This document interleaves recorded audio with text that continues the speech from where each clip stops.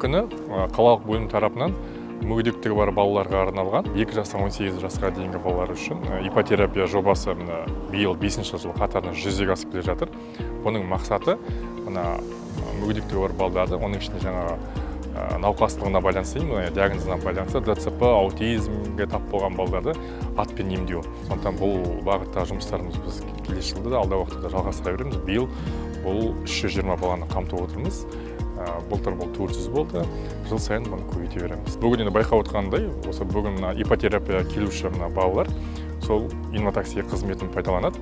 Яғни кез келген уақытта бір күн бұрын ережесіне сәйкес тапсырыс береді. Сосын бұлардың өздерінің берілген жерлер бар, ережемен бекітілген әлеуметтік объектілер дейміз, яғни сол жерлерге емін-еркін қатынаса алады.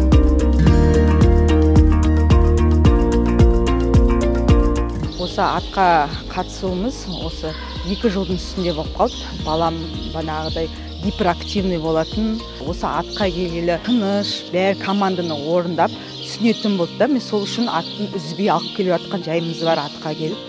Осылай сосын түнде ұйқысы жаман болатын еді.